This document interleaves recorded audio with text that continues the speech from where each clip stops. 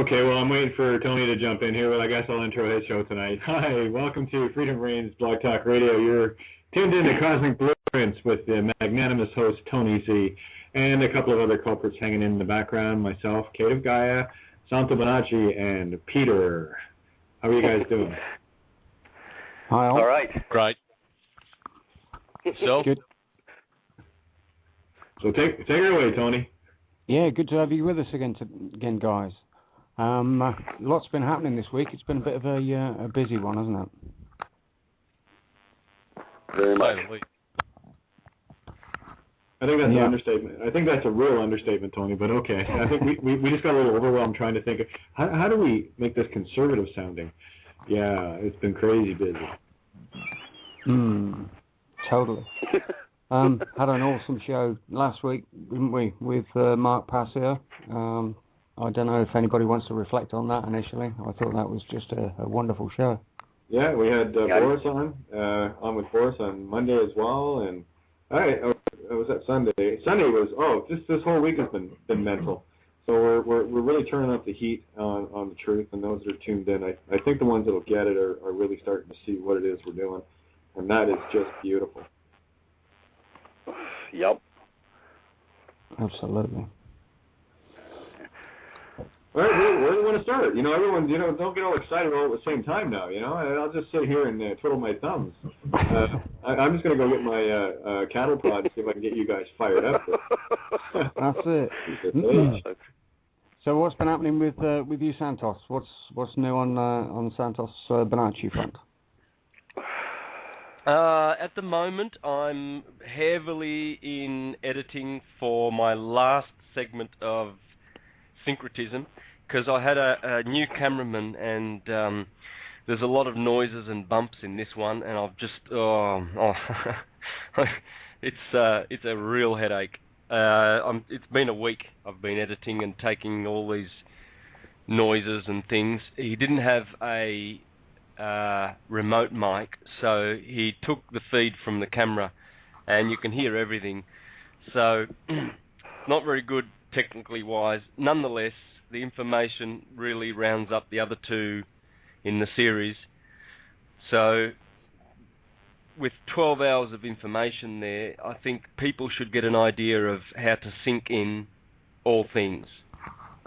Syncretism is so wonderful for uniting all the disparate and loose thoughts and concepts. But Santo, I'm a born-again Christian. How does it work for me? That's just a little sarcasm. Yeah. Sorry, I had to do it. Tony knows why. Yeah. Kate, Yeah. you always want to put a turd in the punch bowl, don't you? Got to feel sorry for those types, folks. Just think, I was there, about 7 or 8 years ago. I was still there going to church. So you have to feel sorry for them. They are able to come out of there. It's severe Tavistock and Rockefeller mind control that's going on in all the churches today. And they've done a number on those poor people. Some of those people are really good-hearted people. They really deserve better, but they're stuck. I've seen them. Hey, I was on that side of the fence too, and it's sad because I would bring truth to the church, and my pastor says, "You just know a lot about everything, don't you?" And he was being sarcastic because two of the members come in sicker than dogs and said, "Oh, y'all must have got those special flu shots," and I said, "Y'all know that's got the aerosol of mercury in it and actually compromises your immune system." That's when the pastor said, "Well, you just know a lot about everything, don't you?" I said, "Yeah." I said, "I'm paying attention to my world." I says, and that's all I left it at because I really wanted to go beat his ass. Like that, and then you have some around the table telling how free they are. Thank God we got our boys over across the pond fighting this war, going chasing this fucking boogeyman. Sorry, I did the F-bomb. Didn't mean to start off that way, but... that's the talk about. That was beautiful. That was beautiful. Good timing. Good. That was fine. That was good. It's Friday night. Let's party. Yeah, I try not doing. I'm going to try and keep it clean, but see, this is a paradigm that they're all stuck in.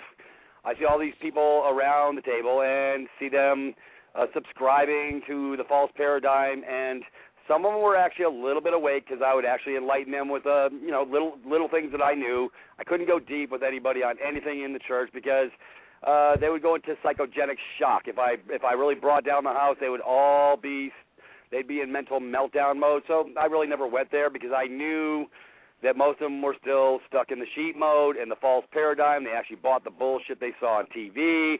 They were believing in the left-right paradigm and voting on somebody. I mean, these clowns were talking about all the clowns at the circus who are running for the next office. They said, y'all, you really don't get the game plan. And I didn't go into it, never did, because I know I'd be getting in a fist fight with somebody. So I left it alone like a good man. But I had one gentleman goes, yeah, thank God we're in a free country. I said, hey, brother, you're so free. How come you paying a property tax, income tax, all these other? Well, that's just part of it. I said, no, that means you're a slave, dude. You didn't get the memo.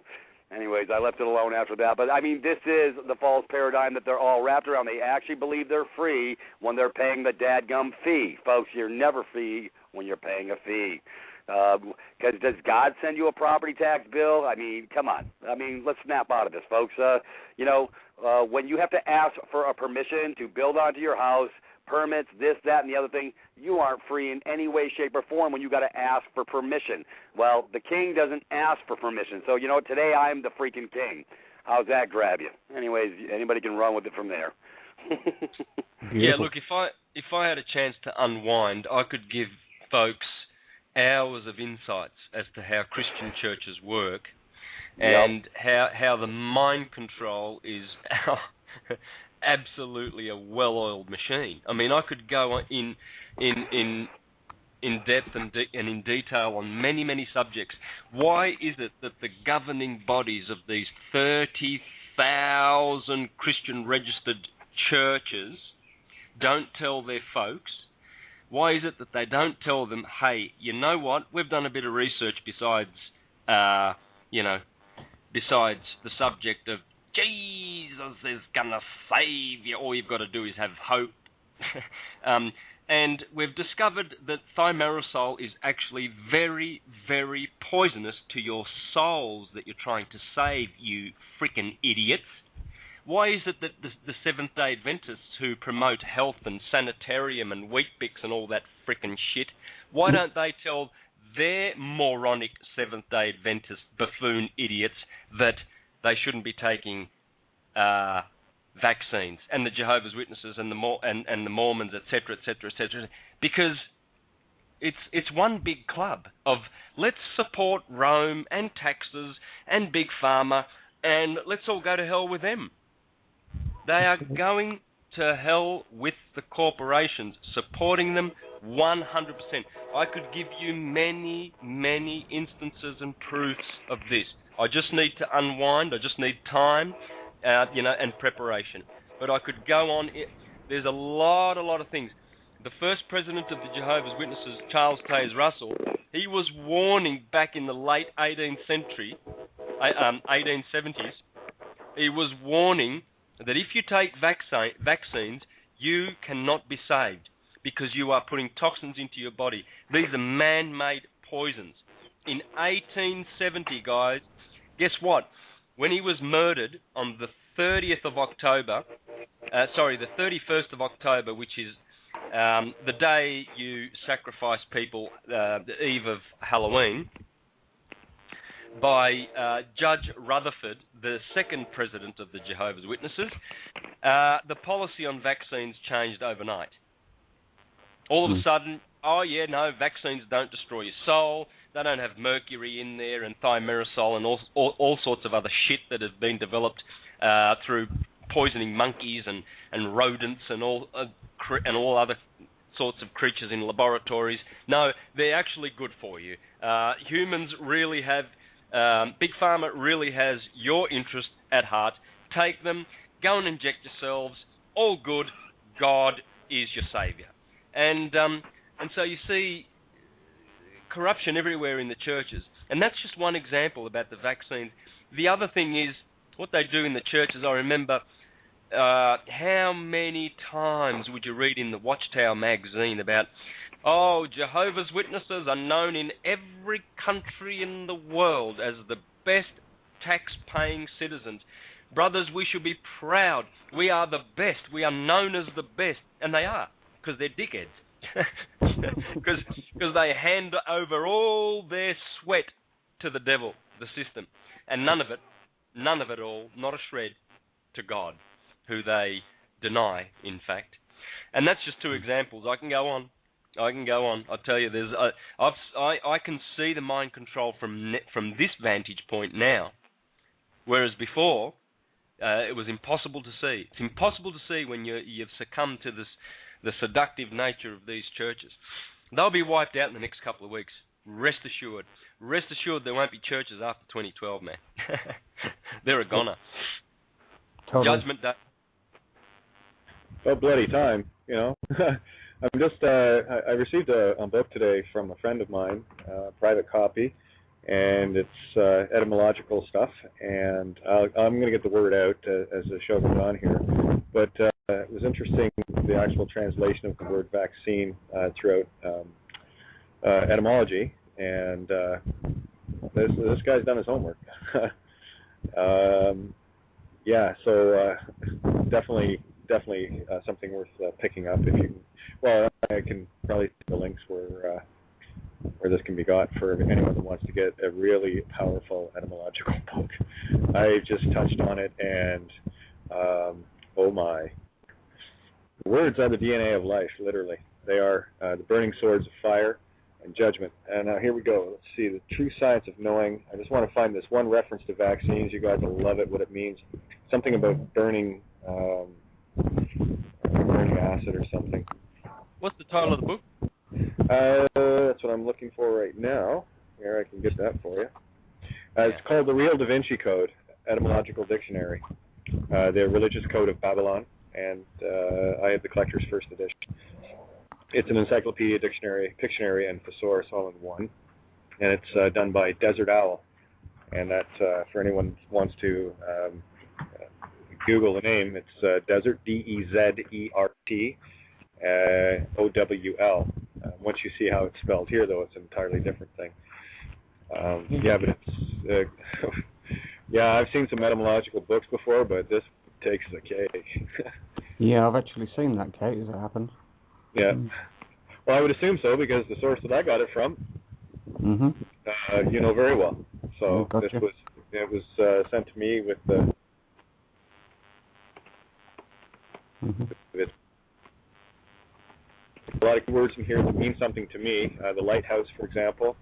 Some of the stuff that I was talking about to you, Tony, today. The guiding light. Guys, it's only a game, okay? I'm going to say that again and again and again and again, okay? So we're a bunch of kids in a sandbox, and what we have to do is find the child within.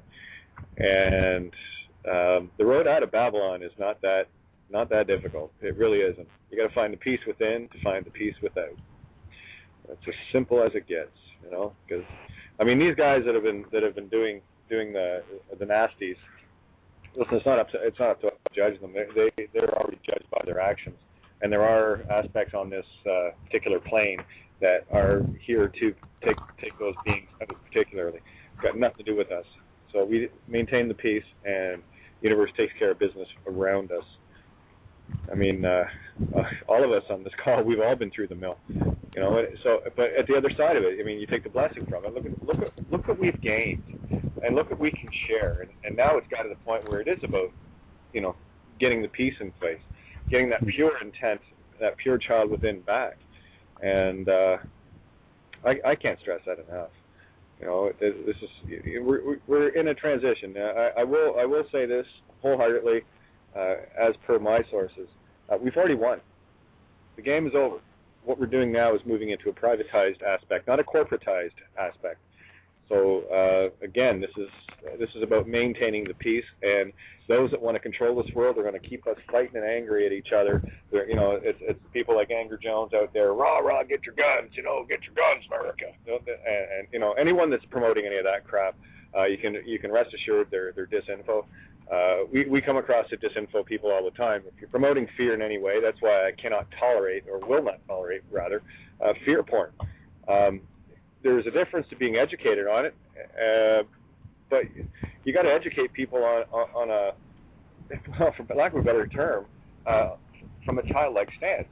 It's, vaccines are bad for you in as much as sticking your head in a 120-volt socket is bad for you. Don't do it.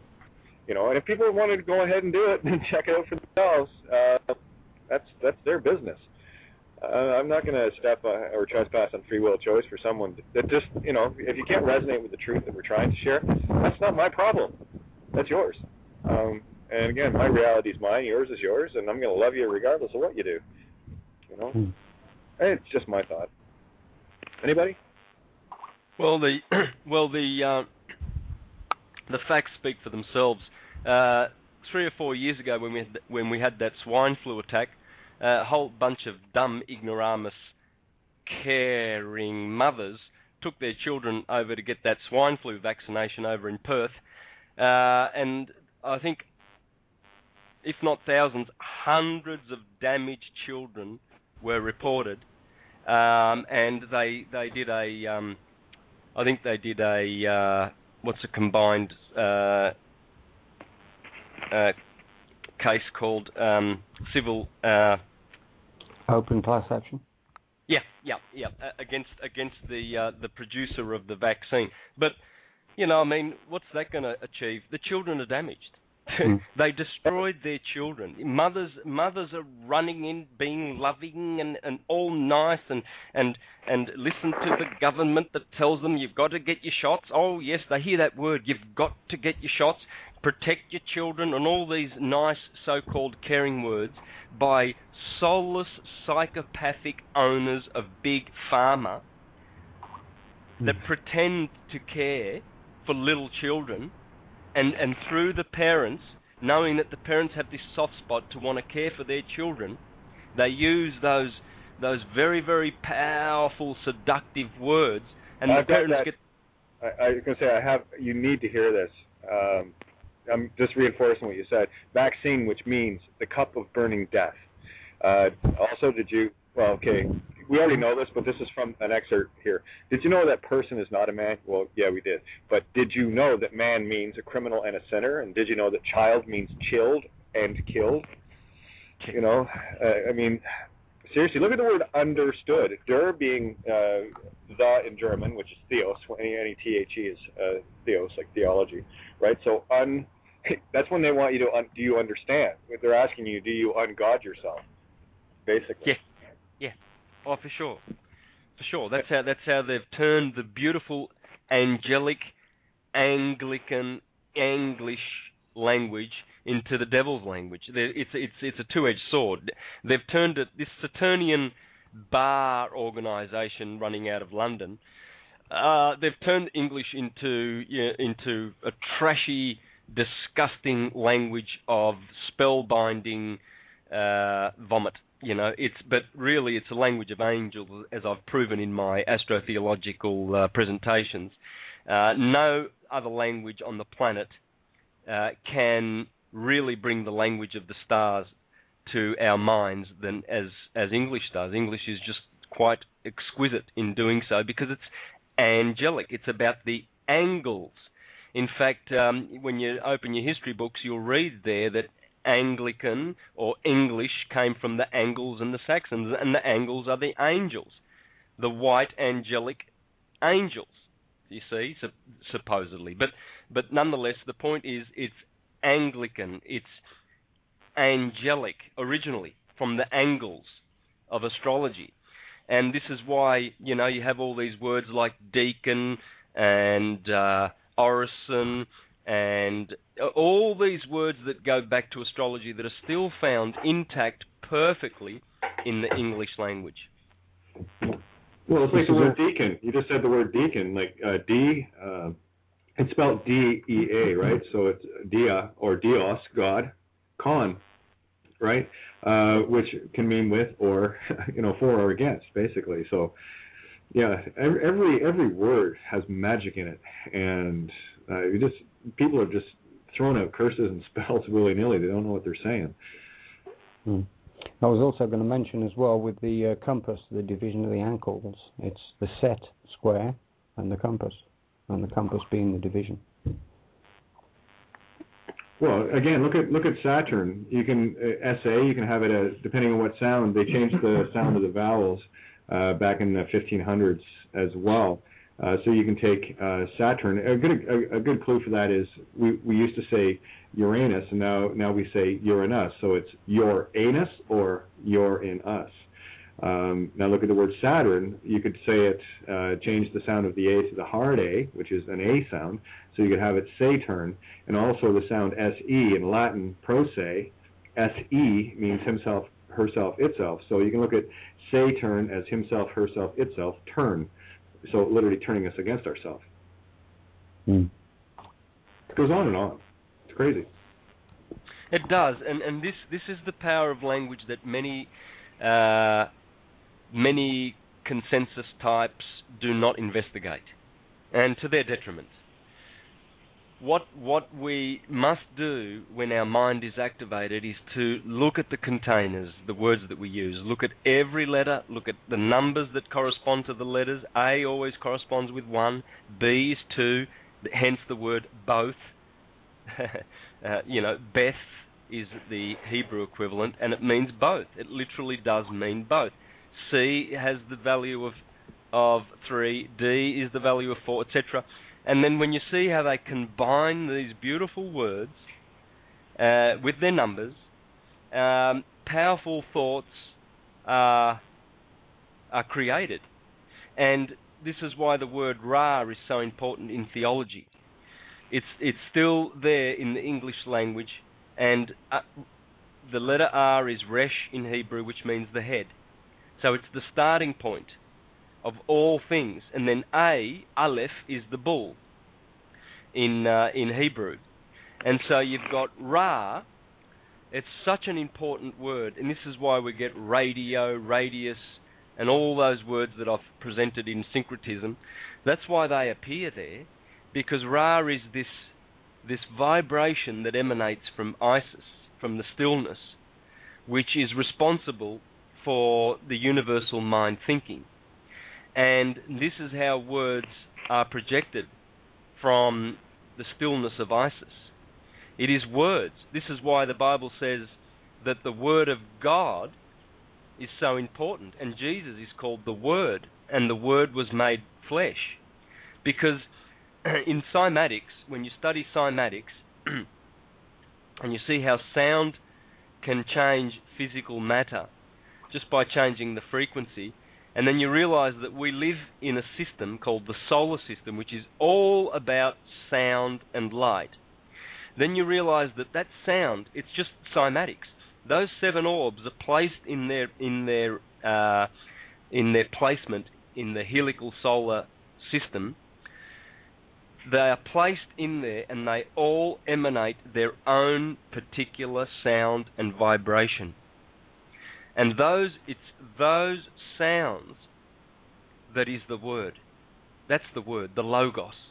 You see, God, the stillness, has one child, the only begotten, the Word of God. The Word is exactly what we're talking about today. It's words, it's sounds.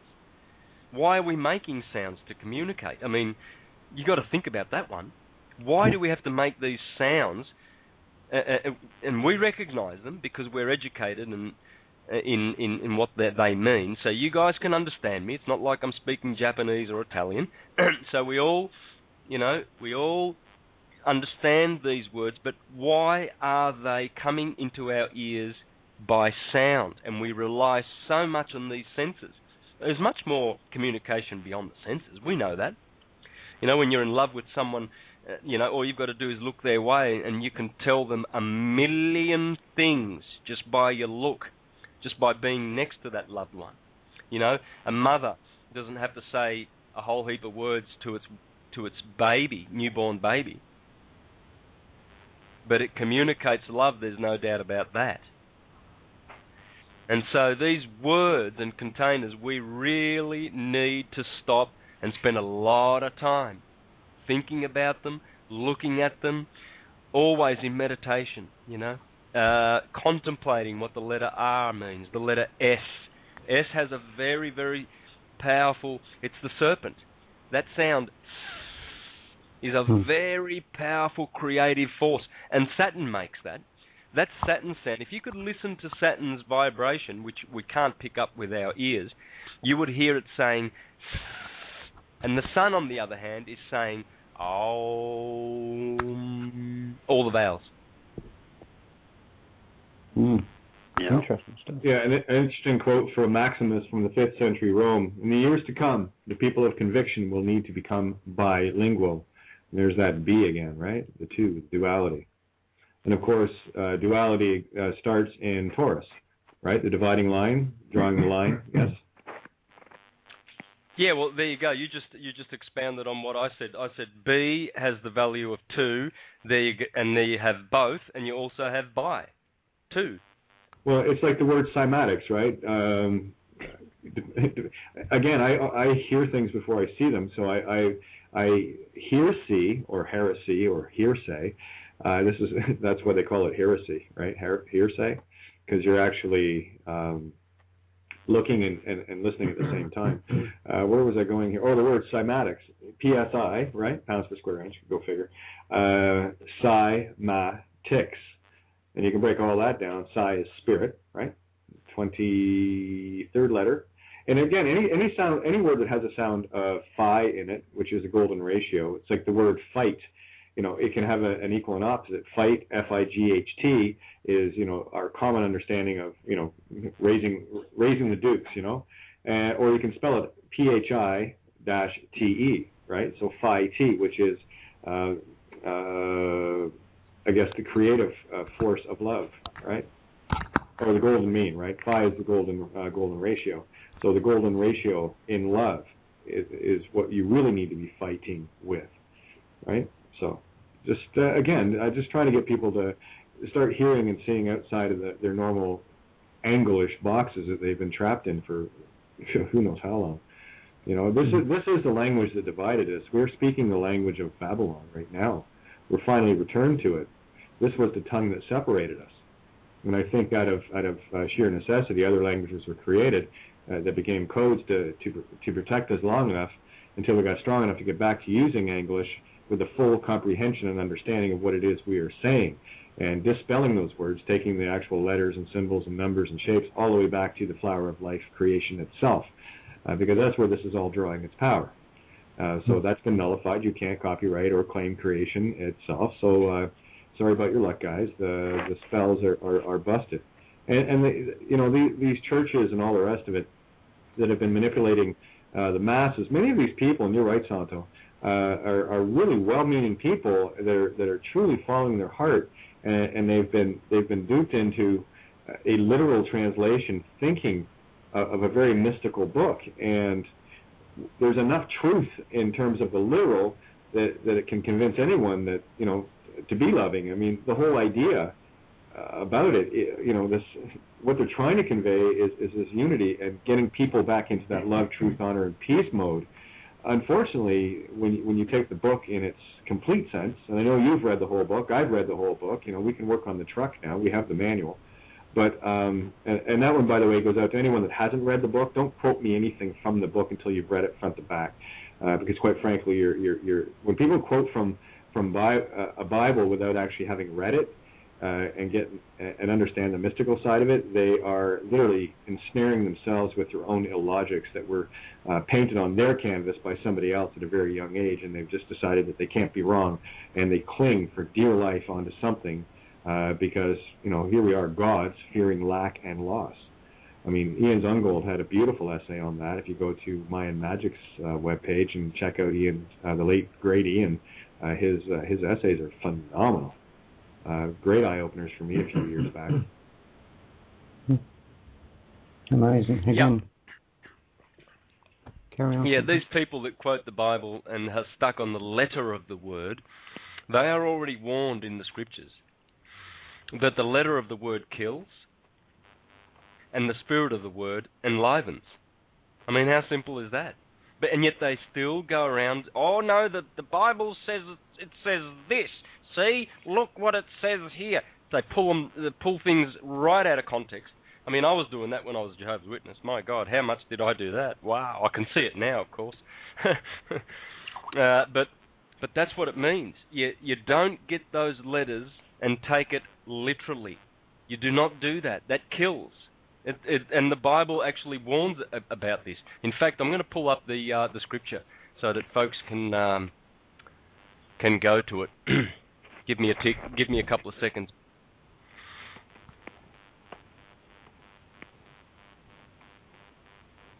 Yeah, Tone, you can speak if you like. Oh, I'm sorry. I was going to actually ask while you're looking for that, Santo, if you can let people. I was asked the other night about the reference to Abel being a female in the Cain and Abel story. If you can locate the references, i.e., the Hebrew name for Abel, and the other references you looked up to confirm that. Yeah, well, look, it's pretty simple. Abel was the fourth child. First there was Adam, the atom, the unity, the one. Then comes even. So you've got the number 1 and the number 2 in the Garden of Eden. You see, everything was united and wonderful, and there was no trouble in the Garden of Eden when Adam, the atom, the one, the number 1, existed. This is just talking about God. But then to create, you have to give duality. You have to have two things. You have to have contrast. Otherwise there's no depth, there's no substance, there's no dimension. So even was created, the number 2. Cain turns out to be the letter C, the number 3. Abel has to be feminine because all even numbers are feminine. And the name Abel in Hebrew is Hevel with an H. H-E-V-E-L. Just like his mother Eve, the number 4. And of course, Abel gets to die because the number 4 means death. You see, when you know your theology, you don't get stuck on the literal rendering of this rubbish. And you raise yourself to glory by seeing what's really written.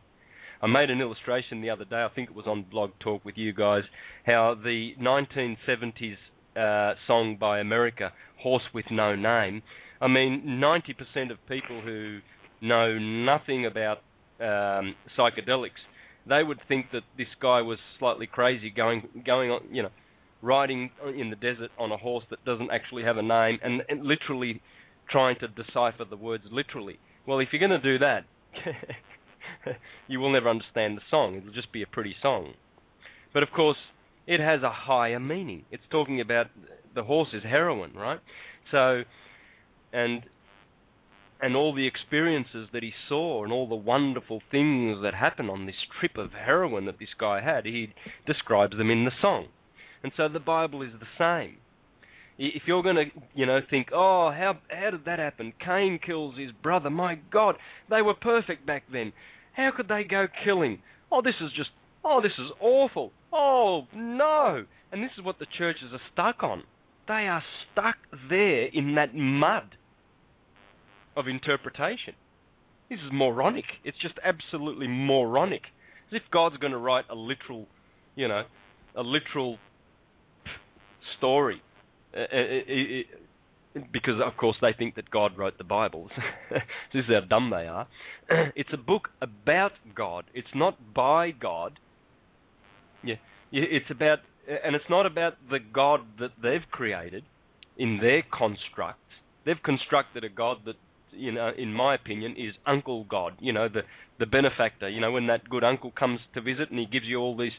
He gives you a couple of dollars and some sweet candies and everything. That kind uncle, we've all got one. Remember when you were a child and there was always someone that was really kind, Uncle Tony or Uncle Tom. Oh, Uncle Tom's coming. He's going to bring me some money and some, That's how they see God, as this benefactor that just gives only good. And they never get the good because they don't understand that God, that construct that they've created, is the dualistic demiurge, the Lord. It's not God, because God is the oneness, the unity, and they have adored a divided God, which emanates from that oneness, which is basically the product of that stillness. And it's again another illustration would be a guitar string. Okay, so a guitar string is dead silent. My guitar is sitting in the corner over there, and it's silent. It's probably humming, but I can't hear it because the human ears cannot hear. So it's made from beautiful wood, and it's got these beautiful nylon strings on it. But when I grab that guitar and I strike one of those strings, what happens is from the stillness comes a vibration, a sound. And notice the word vibration. Yeah, there's Ra hiding right there. And so that warm tone comes and it goes. It does not last forever. And you see, this is the Word of God, the only begotten, that was made flesh, that comes from God. And that's the demiurge, the creator. See, when I strike that string, I have created a tune. I'm making tunes with my guitar, with that sound. I'm manipulating those vibrations, and I'm making a tune. But that tune ends. It's an illusion. It's beautiful when it's there, but you don't acknowledge it to be more real than the stillness from where it comes. And see, and this is where we have lost our way. We're forgotten because we're not still. We don't meditate. We don't go into the stillness to find the God that we are. So we hear all these noises. Our minds are thinking, and there's all this noise, and we think that this clutter is us. And these bodies that produce this clutter and vibration, and we just resonate with it so much that we think that's all we are. And yet it's just a node. It's just one of the cymatic nodes of who we really are. And when we go back behind all of the vibrations that we are, we find a stillness. Exactly. That's where everything proceeds from. Yeah, absolutely. It's actually the fact of, separating yourself from all the noise and all the distraction, all the things going on around you, and the physicality itself, and just realise that, my God, I'm actually conscious. Isn't that amazing? And that's where it's all at. It's that consciousness of who you are. Yeah, and Rome has pulled us away from that because Rome has given us all these other things. We've got bread and circuses. There's lots of hockey and football we can go to. There's corporate ladders. They exist, I believe. There's keeping up with the Joneses. That's an interesting concept. There's yuppie. There's the yuppie path. There's the scientific world that are jumping up and down with all their theories. Always learning, never coming to an accurate knowledge. There's churches jumping up and down. Come to our church, we save you, the other ones will kill you. They're pedophiles, they go to hell. But our church, because it's called Baptist, this one is the real church. Not the Southern Baptists. No, they're heretics. The Northern Baptists. Come to us, you'll be saved. All this noise. Okay, I've got a bunch of questions happening in Freedom Reigns chat room, so I'm going to do this because it's a hell of a lot faster than trying to type answers. Okay, someone's been asking about the BCs and who made them and whatever. Let me just share a couple of things with people tonight. I'll share what I can. It's up to you to figure it out, so I'll share what I can. There's a reason why there's only so much I can share. All right. Let me just get back up into this document here. Very important historical information. No, I didn't want to be a stockbroker either, nor a banker, nor a historian, nor a mathematician, nor this, that, and the other. I'm a musician. Okay, so this is why people need to, let's put it this way: the guys that want to control us are banking on our ignorance. So if you want to stay ignorant, that's fine. I enjoy being a slave. So what we're trying to do here is set you free. Now, I'm going to share a couple of things with regards to the long-form birth certificate and a short-form birth certificate. They are entirely different animals. One is private, one is public. The private long-form is the one that should never have seen, the birth date should never have seen the light of day. The short-form, however, is a public version of it, and our originals never made it to customs. That's where my trails have led. The long form, and for those that are going to get all out of joint and everything else, I'm going to actually state historical fact, leave all your dogma and bullshit attachments to keywords that like to trigger anger, because you've been conditioned to be triggered with this stuff. So I'm going to say it straight out. There is no malice in what I'm saying. What I'm sharing is pure history. If you can handle it, great. If you can't, the door that you came in also swings out. All right? If you can handle the truth, hang out. If you can't, bye. Here it is. Long form is a Jewish contract. And you have to see Black's Law, the Star Contract, which Richard I, yeah, that's King Richard I, said no contract will be honored unless deposited in a lawful repository. So, the Exchequer in England, that's the Chancellor of the Exchequer in England, who was at 11 Downing Street, or you can actually have, there's a third one we're looking for, but the second one is the United States Treasury. These are two lawful repositories. And your long form BC never made it there. All right? Now, just want to share this information with you. That's where this caboose at the end of the train is going to stop. There's a little bit of work that people have to do here in order to see this. I'm going to get into something in a future show to really outline this for you. But here's something, a little bit of history for you, because it's well known before the banishment of the Jews under Edward I, which he did. He banished Jews. That's Eddie Longshanks of William Wallace fame, you know, the bad guy in the William Wallace movies. Anyway, their contracts and obligations were denominated in our ancient records, or stara or stars, from a corruption of the Hebrew word shatar, which is a covenant. And these stars, by ordinance of Richard I, were commanded to be enrolled and deposited into chests under 3 keys in certain places. That's why I say 3. There must be 3. One and the most considerable is the King's Exchequer at Westminster, or Westminster rather. The room at the Exchequer was probably called the Star Chamber. Just a little bit of trailing here. So there you go. That's as far as I'm going. Hey, that's great. Can you elaborate on that? So basically what they've done is they have not deposited our birth certificates in a correct depository. So is that right? We're lost at sea. And that's why anything we try to do, we've lost our death statute and our ability to sue. That's why people, you want to make all the claims you want, but here's the simple truth of the matter. You can't claim shit while you're lost at sea. You have effectively... Now, let's tie the bloodline thing together. This is where I was going the other night.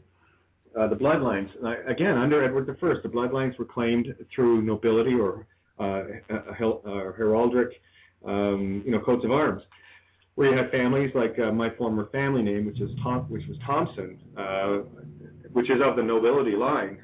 We were actually, my bloodline that I came out of were lawmakers and law keepers.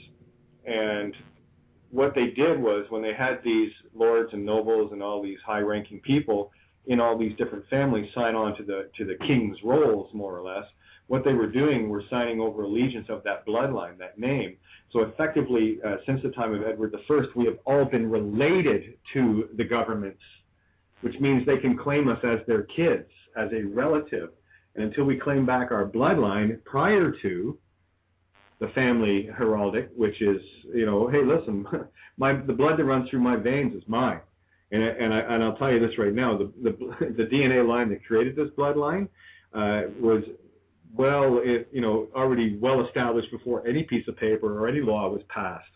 So this is what I'm getting at. So what they've effectively done is they've made us all into 7 billion postmen walking around with this short form birth certificate stuck to our ass, while our long form has been floating out at sea somewhere. So until it's put into a lawful repository, that's where it's at. And I'm finishing following these trails on that. Okay. In order to rectify it on an individual basis, you have to do it. It's a one-on-one. We're dealing with treaties here. One individual cannot unilaterally change a treaty. And I'll give you something that will probably clarify this a little bit. It's called, in terms of international treaty, the Clausula Rebus Sic Stantibus, which That's Latin for things thus standing. Now, that's a legal doctrine that allows for treaties to become inapplicable because of a fundamental change of circumstances. Now, it's essentially an escape clause that makes an exception to the general rule of pacta sunt servanda, which means promises must be kept. And because the doctrine poses a risk to the security of treaties, as its scope is relatively unconfined, it requires very strict regulations and guidelines as to the conditions in which it may be invoked. And this doctrine is part of the customary international law, all right? Where was it? I wanted to find one section of it. Although it's clear that a fundamental change of circumstance might justify terminating or modifying a treaty, unilateral denunciation of a treaty is prohibited. And a party does not have the right to denounce a treaty unilaterally. Yeah, I mean, if you had everybody in full agreement of changing the treaty, that would be a different story because the treaty could then be rewritten as a collective. But one individual, it's like I don't agree with the U.S. Constitution. As an example, of course, it's nonsense, but I don't agree with that. But because I don't agree with it doesn't mean that the whole Constitution is let go. The only time that happens is when everybody says, okay, we've had enough. And that's really what it boils down to. It's getting back to our inner child, guys. The answers are all there. They're staring you in the face in the now moments. And everyone's too busy walking around trying to figure this out and trying to... I'm guilty of it too, right? And getting so caught up in the drama of this place, and that's exactly what they want, that we're missing our now moments, that when you look around you right now, everything that is around you, actually your higher self is trying to show you your path, if you can see it. That's where that whole, oh, look at that, what a coincidence, keeps showing up all the time. So, no, I'm not a bonds expert, nor am I, a history expert or whatever, but I've done enough work, and I've looked at a lot of different things, and I've been through a lot of different mills where, for me, my truth is a well-founded one for me, nor do I expect anyone to see it from my perspective, because everyone has their own, and that's cool. Just being honest, sorry. I have a really bad habit of doing that, But here we got Peter on here. Peter, what do you, in terms of bonds and stuff, what do you think the ramifications would be of having the original birth bond lost at sea? Isn't that special? We got to hide. Like I say, it's layers of the onions. They've been hiding everything in layers and layers and layers of crap, and. However, the irony is the layers have been revealed. I'm sure everybody's got my post that I posted today from my brother Bill over on the other side of the fence. He gets the memo. He sent it off to us. I sent it off to you. You can't make this stuff up. Like I say, the truth is stranger than fiction, but it is still the truth. So everybody's got to change the paradigm. But it's... And that's why I'm digging into the other side of the fence about insurance, because the whole thing is one big insurance scam, one big LLC. That's Canada, Australia, USA Inc. We're all in the same crappy pie together. And they've stolen your birthright, stolen your beneficial interest, and they're doing it right up underneath your nose. However, you know how I feel about things. Why ask why? That's where I live, so that's going to be the question of the day to those folks in their private capacity, in their full unlimited commercial liability. We're going to take this to a different plane. This is, like I say, nobody looks at, I look at things differently than everybody else does because I like to pull in all the loose ends, like the fact that if you read under the rules of 4 and the rules of 8, it specifically talks about contracts. Yeah, go figure. It's all about the contracts and the insurances. And so when you make application for, let's say, a mortgage, a credit card application, or any other hypothecation action, there's never, ever 2 signatures on the document. Now, go figure. And for those that don't believe me, I'll let you go read it. I'll send you the rules of 4s and 8s. And this is where I get my 2 + 2 = 4 equation. And I said, I was just talking to my brother Mike, and I said, it's ironic that if they show 2 signatures on the master document, so when people ask for the wet ink signature on the original contract, because if they showed it, what happens, gentlemen, this is what's happening, folks, listen up, I'm telling you, this is what's happening. It's really, really simple. See, if they showed both signatures on the contract, then guess what? You would know that they're the debtor and you're truly the creditor. So, but what they've done is switch roles, just like they do in court. So it's the same old sorry-ass crap, and here we go again, folks. It's another bait and damn switch. That's why they had to create the rules of 4, so it gives them an out. Well, that's all right. We're going to help them out with the rules of 4s and 8s. See, because when you put it in the dadgum box, it becomes, for lack of a better term, non-negotiable. And I don't mean like an instrument. I mean for what the hell I'm asking for in the private, as the private man. I'm going to do a little double seal military technology that's used in the military as well as used with the IRS for years and years. And so we can send some private cargo over to the private party, i.e. so they can't hide behind their little skirt and their little title, because it's a mano, folks. This is head to head. Like I say, today's been an excellent day. It's like the synapses have been going off all day. I've been pulling in all this crap together, and it's all really starting to make sense. So the irony is they put this rules of 4s and rules of 8s. Gee, guess what? It's in the insurance code. The whole damn thing is about insurance. See, folks, this is where I get my epiphanies. This is where my mind starts getting right, because that's when you start putting 2 and 2 together, and you actually start making sense of it's one big limited liability corporation. So that's why they never produce their bond for the game. They're using yours. It's all one big sleight of hand. But that's all right. Now that we know, hey, I'm going to show them some love on a whole different level, and we're going to do the rules of 4, the rules of 8, which gives them absolutely no wiggle room on a whole different plane, and we won't be operating as dead man fictions anymore, and neither will they be hiding behind their skirt, i.e. their judgeship, their DA-ship, or their clerkship. So we'll bring them all to the dance, and they will have no plausible deniability, because the shit I'm fixing to start asking, and I'm not going to be asking. See, this is what I figured out with this red box thing. My brother in the Navy, and I've never seen this happen before in my entire life, did 10 years in the military, know a little bit about it. You take a look at that document, and ironically, it's got a broken line all the way around the box. It's got broken lines. Okay, that's why I had you take a look at it. And so what I'm trying to put together is when my brother in the Navy, in E6, put his shit in a box, i.e. the red box, the 4-corner box, when it went straight to the captain, it wasn't really a request. It was sort of like a demand. So for 1 minute, for the specific issue at hand, when he made the request to get off the ship, it actually became like an order, because it was in the red box. So it bypassed go, didn't collect $200, went straight to the captain.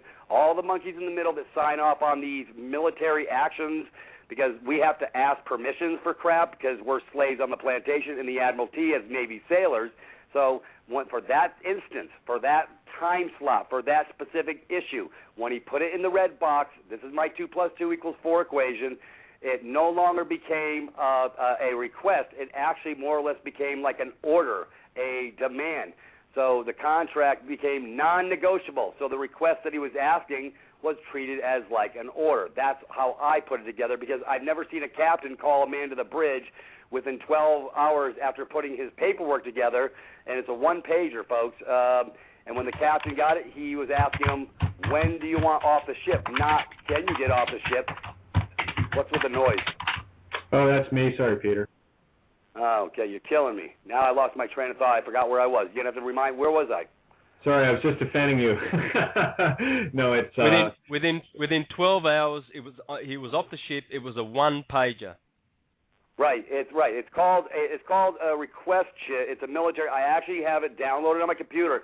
Now, folks, see, since now that I've got my eyes wide open, I'm looking at the damn document with the broken black line all the way around it. It's in a box, but it's a broken box, so it doesn't have the capacity of, let's say, being non-negotiable. So when I mention non-negotiable, we're not dealing with an instrument here. We're dealing with the request. The request is non-negotiable. The information put on the page is non-negotiable. So I've got a feeling that when I start putting what I want to put on paper to my brothers and sisters over at the county courthouses, they're going to have a lot less wiggle room, because it's no longer going to be considered a request, because under the rules and 4s and the rules of 8s, the request, I think, somehow becomes an order, and they have to operate in their proper capacity And I'm not dealing with the clerk anymore. I'm dealing with the clerk in her full unlimited commercial liability, because I'm not going to deal with her in her fiction world. I'm going to deal with her with her live a mono body. And so I don't really think she's going to have a lot of wiggle room, nor will the DA, and nor will the judge if I choose to bring him into the game. I figure three's a party, and everything's in threes with these clowns anyways, and they are truly the trustees. You aren't. They try to make you the trustee. Well, I've uncovered a whole plethora of other stuff. So anyways, folks, I get a little excited. And hey, Peter. Well, hey. Yeah. And again, sorry about that, because my mute sometimes doesn't take when I hit it. My Skype's messed all the time. Anyway, so sorry about that. I get a lot of people asking me questions like, what are fours, little fours and eights and all the rest of stuff. Where can they go to get that information from you directly? Because, see, here's the thing, and I really, I must not be in a mood to do this. I think we just had a full moon. But anyway, the bottom line is this. Every time, I love getting asked questions, well, how do you know this? Well, there's this thing on my computer that it's called, like, Internet. A search bar. I think it's called a search bar or Google or something. I think it's Google or something like that. Anyway, if I have a question, I just type something in there, and I hit it, and then I go looking. And whoa, it works. Sorry for my sarcasm. No, I understand. Yeah, hey, folks, if I mention rules of 4, rules of 8, look it up. It'll go over to the insurance side of the house, and you may not understand what you're reading, but I do. So it's all about insurance. It's all about the limited liability corporation. That's what everything is, limited liability. They're drafting a verdict for performance, and they're putting the liability on you when it should be on them. So because they reverse positions on you, and you weren't paying attention, because we weren't paying attention, it's all of us. We're all guilty of not paying attention. Well, I'm sure as hell paying attention now. So matter of fact, it states specifically, in there better be a debtor and a creditor signature on the contract. The problem is they never put a debtor creditor, because if they put 2 signatures on there, one of them's got to be the debtor, the other one's got to be the creditor. So, folks, I'm telling you right now, I know for a fact, in my mind, you are the creditor, because they don't have shit. They have absolutely bupkis and toast, because it's the good faith and credit of the American people, the Canadian people, the Australian people that funds the International Monetary Fund system. So, that's why they can't show their signature, because it showed them as a debtor, and then they be the big crap sandwich. However, they switch gears on us like everything else. It's called bait and switch, and that's the norm with these clowns. I mean, they are predictable. So, it's ironic I find that out about the bond situation, and it's exactly that way on every written contract with these clowns. But they had to bury it somewhere so you wouldn't find it. Well, guess what? I found it. So, hey, go figure. Well, it's sort of we've been talking about this red box thing for the last 3 weeks, and it's ironic how all these red box issues are starting to come through my door. We're actually dealing with the gentleman who brought this to our attention even further, and so we had my brother from the Navy share his story. He shared his story with me, and when he shared with me that's when I get my 2 + 2 = 4 moment, because when you put it in the red box, it's a non-negotiable. Okay, not Peter, like an instrument. Yep. Yeah, you pour out far too much information. Take a breath. I want to try to codify it to help people here. I'm getting hammered, so that's why I just walked away from the computer. I'll tell you what, hey, if they want to get the real poop, they can go over to privatist.me, join up, and come on in. The water's fine, and I'll give you the education over at my thing. See, that's why it's all private. See, folks, I do this in the private. I won't broach this, what I want to broach in the public, because that's when they get real excited. Okay, so yeah. Did I get cut off? No, you're there. Cut off. No, anyway, no. So, okay. Anyway, so as I was going to say, to help clarify something for people, what is your favorite car on a train, Peter? As a kid. The caboose. What color is the caboose? Red. Thank you. All right. And why is the caboose red? Well, because it's at the end of the train, and this is about laying down your tracks, baby. Peter Gabriel said it really good in Sledgehammer. Actually, if you really want the truth, if you can see it, it's in Sledgehammer. You might want to check out the lyrics, and that's really the long and short of it. If you want your blue sky back. So. Are you talking about Peter Gabriel, Sledgehammer? Yeah, absolutely. And then you got ELO, Blue Sky. Oh yeah. And again, cool. what I'm going to say to people right now is, grab a piece of paper and a pen, okay? Because you can sit and listen every night that we do this. Well, what I'm going to get you guys to start doing, same thing we did in kindergarten, right?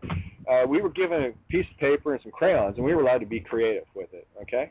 And what I want everyone to do, and this is what I do. I love being the kid. I love going, I'm going to write that down. I'm going to see what that means.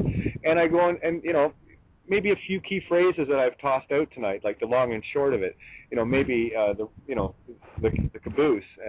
Maybe you know, never ever give up your birth date, because that's private. That's yours. It's never meant to be public. You know, things like that.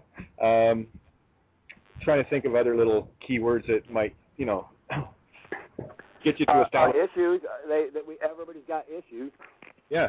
Well, look up terms like blue sky and things like that, and see what you find. You know, because here's the thing: you're not going to learn shit until you do something. Here's the standard rule, and I'll throw this out to the floor again. You know, you can give a man a fish and feed him for a day. So right now we're handing out fish, or we can teach you how to fish so you can feed yourself. And what's happened with this whole sociopathic nature that we've lived in, that we've been ripped away from our childhood innocence, has got us literally reaching out to everyone else for answers outside of ourselves, instead of taking that fishing rod and going, okay, well, I might not catch anything on the first toss, but I'm going to start fishing. So what I'm going to ask you guys to do is start fishing. You know, every question that comes into a chat room, well, my answer to you is Google it. Have a look for yourself and have your own aha. You know, okay. That's all. I don't want to be real hard on people, so, you know, I'm going to give them an open door opportunity to come through my door. You want the exponential learning curve? You know what? You can come through my door. You can email me and send, just put Fast Track Bonds on the subject line at petere4@yahoo.com, and I'll extend you an invitation. That's Fast Track Bonds, BONDS, at petere4@yahoo.com. So go ahead and send me a little dealie, and I'm going to send you my memo and give you an invite. If you want to dig deep, far, fast, and deep, and get your exponential learning curve on, you can come into my door. It's a private door, though. It's for members only. Sorry. That's how it works. Because in the public, they'll beat your brakes off, shut your ass down, and put you in the jug. So you know what? I'll expose it all and give the truth, but you can only get it private. And yep, you're on the hook to meet all the parameters in the private with me, and you agree to that. So, yeah, this is not for public consumption. This is for private consumption. That's why I set up a website, privatis.me. So privatis.me. You know what? This is the portal you want to come through on the medical side of the fence as well, and I'll uncover a whole plethora of crap that they're not telling you about there either. So if you want real truth straight up, then get your exponential learning curve on. I will bring you through the door. You'll have to actually dig in, but I'm going to provide you sort of a picture word association, bouncing ball, ideological overview, so you can actually assess the information being brought over your desk. So this is how I operate. See, I trained Marines for 8 years. I can train anybody. You know what? So it works out really good. So if you want the invite, come on down, petere4@yahoo.com. Send me an email, and I'll send you an invite. You can accept it or decline it. Hey, it's all about life. Everything in life is about offers and acceptance. That's how this whole system works. Anyways, Kate, so you know what? This way, those that are really interested and they're just not trolling to kick the tires, you know what? They need to come through my door. Well, it's always interesting to watch the chat room with all these anonymouses showing up all of a sudden in the last few weeks. You know, here's the thing too, right? You know, I'm not sure exactly why people find such disdain out of maybe asking for something for the countless thousands upon thousands of hours of research. Tell you what I want you to do, everyone that's complaining about maybe $10 a month kind of thing or whatever, the chances are you probably won't even need to be in there for a month. But here's the thing: take a walk down to research and development, local university, and find a research and development professor that's on a $250,000 or $300,000 a year. What do they call those? Grants. Yeah, where whether they find something out or not, it's irrelevant, but they still get the money anyway. tell them to ask them if they would do what they do for nothing. And then see how they, never mind fishing, trying to fish. Well, you're actually down to the point where that's the only thing you can do in order to feed yourself and your family. So if you guys want to begrudge it, that's fine too. I don't, quite frankly. Okay, let me bang that bell for just a couple seconds. Hey, for those of you who think freedom's free, snap the hell out of it. It ain't. I paid thousands for my education, and you know what? I've been down all the dirt roads, UCC, negotiable instruments laws, all this stuff, and that's why I'm at where I'm at today, because I actually decided to pay for my education a little bit and say, you know what? I'm worth it. It wasn't about I wanted freedom, but at the same time, I was willing to invest into my future, because guess what, folks? If you don't invest in your future, guess what your children got to look for? Obama shots, some special chips in their butts so they can be tracked like farm animals and be forced compliance on medical technology that is really not, it's actually going to be deleterious to their little bodies. My kids don't get no shots. Anyways, the point being is, you know what? Nothing in life is free. So if you think this is just about, it's not. That's why it's private. It's not commercial. It's private. And if you can't get the memo, then you need to go ahead and dig in like I've dug in for 25 years. Because one person actually sent me an email and said, "What are your credentials?" I said, "I'll tell you what. If you're looking for credentials, go see an attorney. He can give you his bachelor's degree in law or whatever he goes through, his law degree or whatever, and he's gonna sell your ass down the river faster than anybody else for $400 an hour, and he's gonna enjoy doing it. And you're gonna become in commerce, i.e. intercourse, and you are just gonna become the victim of the game because he became your mouthpiece because you were incompetent to handle your own matters forthwith." That's what that means when you hire an attorney, folks. You're incompetent. You're an imbecile. You're a baby. It's not me saying it. That's in their definitions. Read it. I get a little excited, but you know what? This is because nobody's paying attention. It's a sad state of affairs when we're in our world that nobody wants to dig in. They want it all free. Well, if you want it free, then go dig in just like I did. It wasn't free for me either. So, anyways, I love you enough to share with you what I got. I'm great. You want to come through the exponential learning curve in the right door? Come on through my door. If you don't, stay put and keep trolling, because the time and energy you're going to dump into trying to beat a straight line through the straight line to the other side from A to Z, it's going to take you 25 years plus. Hey, and that's if you're sharp. Hell, I've got deductive reasoning skills. I developed them. I actually think outside the box. I've been like this my whole life. So if you're not the sharpest blade in the drawer, it's going to be a long, hard road to haul. And so, you know what? If you don't want to you don't have to do the 25 years of crap I did. Just come on through the door, and you beat a straight line path through the front door, and it's a win-win proposition. If you think you're worth it, I know I'm worth it. You see, all the other institutions are set up in the same sort of way, though. It's the same as the medical institution, the scientific community. All the different same things. It's institutionalism. They're not going to tell you the truth, because otherwise the institutionalization of it wouldn't work. Right.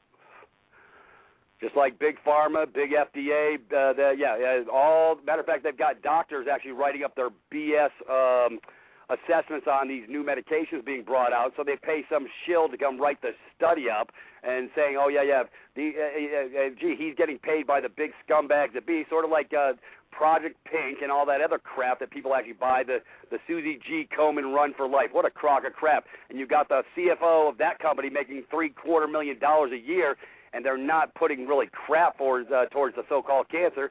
And by the way, you women that go out and get all these breast exams, they're just radiating your breasts so they'll fall off. So they'll guarantee that you get cancer. That's what multiple doses of radiation does over time.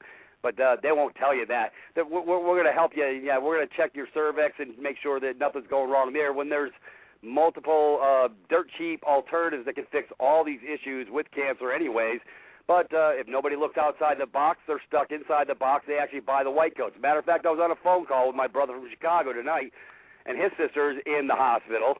She's been getting treated for cancer through the scam. Him and I have been having these conversations for the last year and a half about the scam, and he's trying to enlighten her sister. Well, the doctor said, there you go, folks, when the doctor said, some sorry-ass piece of shit turd who's trained up by the medical acumen of the day, enforced compliance on a medical situation where they're not giving them truth. They're just saying, here, we don't treat the symptom. We treat the symptoms. We just don't give the cure. We want to make them sicker because, folks, when you dump these chemicals into your body, it has deleterious effects to the body, changes up the cellular structure in the body, and now you have what's called an adverse reaction. Hey, Peter, I hate to jump in. We have a caller here. What we got? Boss Me Jim. Well, hey, I don't know Deadwood tonight. No, Peter, it's all good. Boss Me Jim, are you there, my friend? Yes, I am. All right, let's hear from you. Okay, I love all you guys and that. It kind of, Peter, I know what you're doing. I know you get excited. I'm on your email and all that. What kind of got me a little bit is with $10 or whatever, 120 a year. There's a lot of people. I mean, I'm not trying to be mean or anything, that don't have that, but want that information. I mean, is there any way that... Really? You're telling me nobody has $10 a month? Just a sec, guys. Before this gets hot. Okay. Boss Me Jim. Jim, it's Jim, right? Okay. To be fair and to be honest, absolutely. And this is one of the reasons why, Tony and I in particular, we're on the air at least 14 to 16 hours. I know. Jim, let me finish. Yes. Just let me finish. Ma'am, it's all good. And what we will do, Jim, to the fullest that we can, what we're trying to do here more than anything else is there are people out there, and we have helped countless people in terms of not and never getting anything nor expecting anything, and basically I'm at the mercy of the universe, and I'm okay with that. If I never get another dime, fine. It just shows what I'm worth. I don't care. I really don't. And I will share as much as I possibly can. And when it comes to situations like that, Jim, of course, we always put our hand forward. We're just asking those that can help to please do. And then when they get educated, they can pass that on, So this is a teaching fishermen kind of thing. Yes, exactly. I mean, if I had the money, I would give it to you in a heartbeat. Jim, let me share with you. Yes. Let me share with you. There's people who I know who don't have means, but they have, they have skills and they have capacity. And you know what? I measure a man not from his wallet. I measure him from his heart. And you know what? I have capacity to bring people through to the other side and help out. But you know what I found out for the most part? When you give it away for free, they want more. I got people calling me up with 43 felonies they want me to wave a magic wand to fix for them. And they want to drain me of 8 hours of my day to actually develop documents for them and do this and strategies and stuff like that. Well, gee, I have lights to keep on. I have 2 mouths to feed. And you know what? Nobody cuts me a check. That's the bottom line. So you know what? I'm self-sufficient on my own right because of my education, because I was willing to dig in and give an exponential learning curve. But, nobody knows how to operate in the private. Nobody knows how to produce seals and stamps. Nobody knows how to do anything. You know what? So I am well aware of that, and I got love enough where I actually created modalities of training to teach people how to do double seal technology, to teach people how to create their own stamps. Hell, I create them for them, and that type of stuff. So, I give it away, and it always, it's called the law of reciprocity. If you get something, then you got to give something in return. That's how the harmony of the system of the world works. See, when your heart's right, and you know what, I've given it away all day long. And I found out that when I was giving it away, they were just abusing my niceness, and they were taking it from as a source of weakness. So now I said, well, you know what? $120 a year, $10 a month is not a far stretch for anybody for an exponential learning curve that will put them head and shoulders above anybody else on this freaking earth, because you ain't going to learn this in any school. You're not going to live. So the whole point being is, you know what? I've created a vehicle in the private for people to get their minds right and get on the right path in a really, really quick and effective way, because I really know how to teach people. I know how to break stuff down to digestible, biteable chunks like eating an elephant, because that's what's going to take for people to get their minds right, because this is a big tree to hug, put your arms around, to hug the tree of truth. So, if you're gonna whack my brakes off about the $10 a month, you know what? Then I guess it's just sour grapes, because I really don't know what to tell you. Because you know what? If I can't keep my lights on, then nobody gets nothing. That's how that works. There's something else That's I want how to that works. So if Peter disappears, then, well, you're not listening to what I'm saying, though. I mean, like you said before, if there's something that we can do to help you, I mean, money is tight. I mean, there's no question about that. I mean, you know that. I'm not asking for $1,200, brother. I'm asking for $120. And I'm not asking for nothing. It's a donations, and if they can see clear. And like I say, I've had one guy, he wrote me an email. He says, hey, I only make $1,000 a month. He goes, can I do 10? I says, you sure as hell can. He made me an offer. I accepted. You know what? Because he came in with the right heart and the right attitude. But if you want it for free, then you got to go dig in and find it for yourself. No, I'm not saying anything for free. Nobody does anything for free.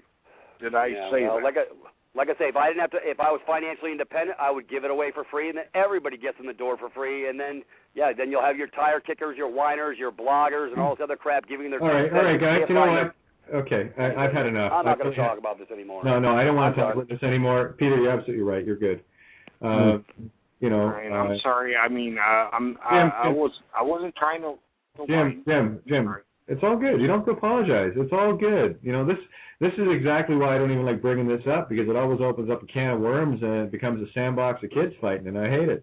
The bottom line is this: we will all get what we need when we need it, and if we don't, then so be it. This is all part of our own test. And I know the time and the effort that never mind what I've done, what Santo and Tony and Peter and Mary and the list goes on, and we've always willingly put it out there. Always, it's always been up first, and that's the way we're going to be. And if people are in need, absolutely. It's like, like I said, I rely on the universe and have for the last while. Considering that everything, and I'm not complaining here, okay? Because you got to remember this. I did this of my own free choice, and I'm very happy I did it, because in what I've literally traded away, I got truth upon truth that is and has set me free. So I mean, all things for a reason, and all things will come back in time. That's I'm not about to hurry the moments of now. So, listen, if people need help, we're here. There's no question. And really, it's those that are more able to help, those that aren't. That's kind of what we're getting at. And if people, and I'll be blunt, if people don't want to help me, that's fine. I'm still going to help them anyway. And that's not my karma. Yeah. I know what my karma is, and I'm going to help. If you need something from me, Jim, you can call me up anytime, and you know that. Well, that kind of. I guess what kind of hurt me a little bit is I'm the same way. I'll do anything for anybody. You got my phone number. You can call me. If you need something, anything, I'll be there. But I mean, money wise, it's. I mean, like I said, it's just kind of hard. That's fine, Jim. You know what, Jim? I'm absolutely done with this topic right now. This is so, and I'm going to be blunt, this is so fucking sidetracked, it's driving me batty. Okay? I'm sorry. Yes, I didn't. Jim, the point has been made. Absolutely appreciated. Gratitude beyond, because it is something that needs to be said, but it doesn't need to be railed on. So we're just going to go back into bringing solutions forth. If people can help, great. If they can't, great. I don't really care. I'm going to love you anyway. I'm going to do whatever I can. And if somebody else can help in return, great. And if not, great. I'm not going to pass judgment on you or me or anybody. I don't give a shit. Universe has me. I'm good with that. And we're going to share what we can, and that's what we're trying to do tonight. So we're going to get back on the track, and I'm going to get Santo to jump in, or Tony, or Peter, to take this to the next level, and let's get this little red caboose rolling along. So I would just like to say something. Like I said, I mean, if anybody, if you guys, anything I can do on that part. That's all I'm saying. Already understood, Jim. I'll put you on hold. Are you just going to go back to listening on screen, or you want to stay on the phone? I'll be on the phone. Okay, I'll just put you on hold then. Okay. Right. What I was going to say is Peter's not going to charge you $500 a go, but any day of the week I'd put Peter against any of your lawyers and your judges. And That's he ain't right. going to charge you that sort of money. And that is, we're going to change the subject right now. Or I'm just going to end the show. Job done. Thanks. Yep. Point made? Good. Santo, what do you got? Yep. I'm enjoying the information, and I'm enjoying what Peter has to say, nonetheless, because,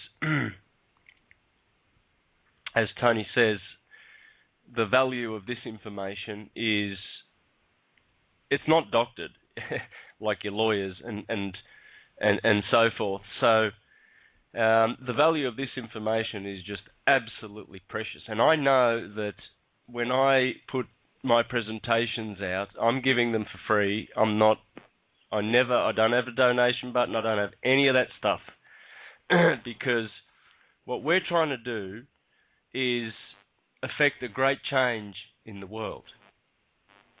And you can only do that when you offer the best and truthful advice, and you offer that freely.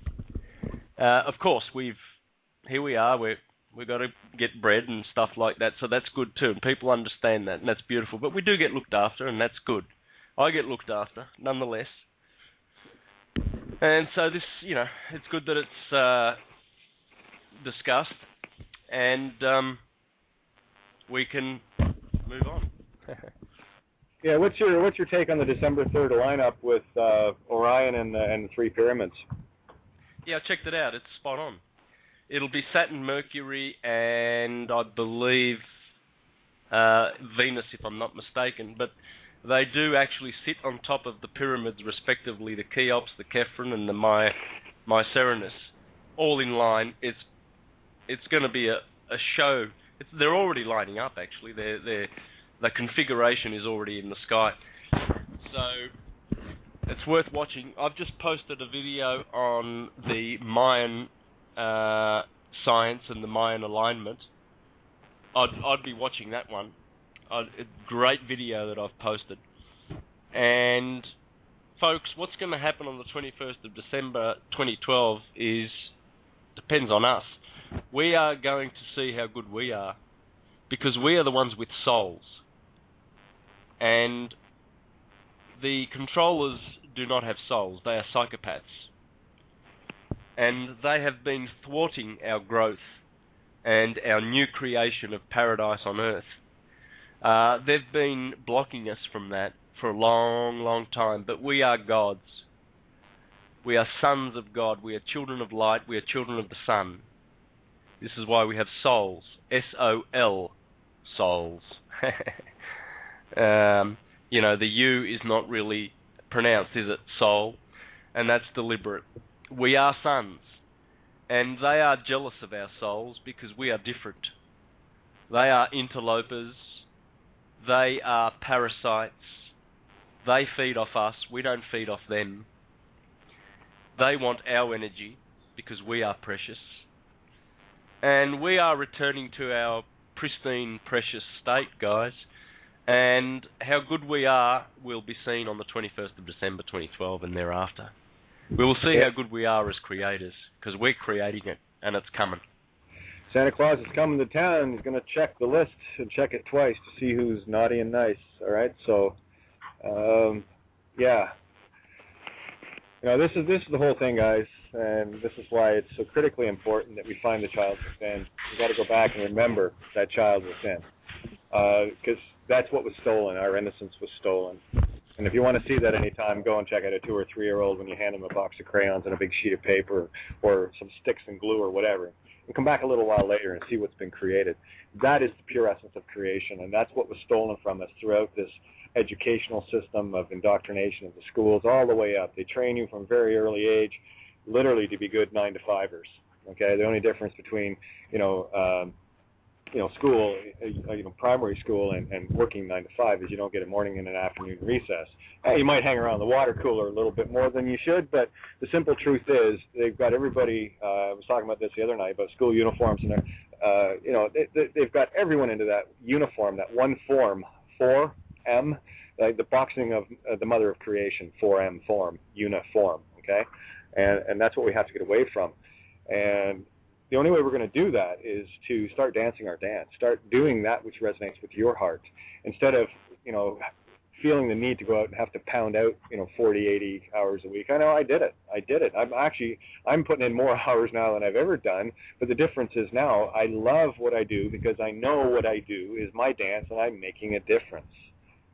Whether it's, small or large, I don't care, but I know in my heart of hearts that what I'm doing is feeding my heart, and I'm able to help where I can. And I'm going to show you a little trick. Actually, I'm going to share a little trick with you, okay? This one might solve some, anybody that's getting creditor mail or collection, stuff like this.